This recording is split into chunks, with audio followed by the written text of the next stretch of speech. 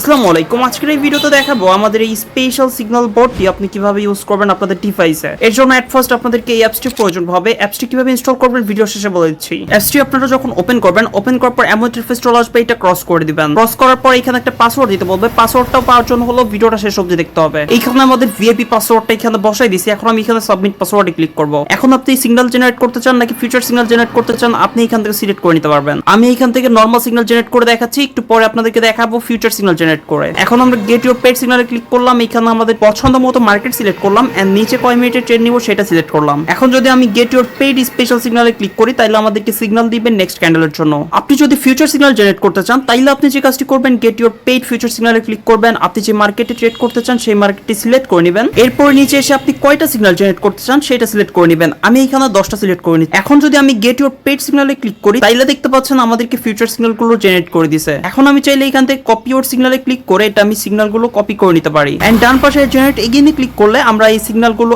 Again generate করতে পারবো। এই পদটি পেতে হলে আপনাদেরকে যে কাজটি করতে হবে, টেলিগ্রামে গিয়ে সার্চ করতে হবে @ethical_oit। স্ক্রিনের উপর যেভাবে দেখতে পাচ্ছেন একদম সেম ভাবে লিখে সার্চ করবেন। সার্চ করে আমাদের এই টেলিগ্রামে মেসেজ করুন যে আপনার এই বটটি প্রয়োজন, তাহলে আমি আপনাদেরকে এই বটটি দিব।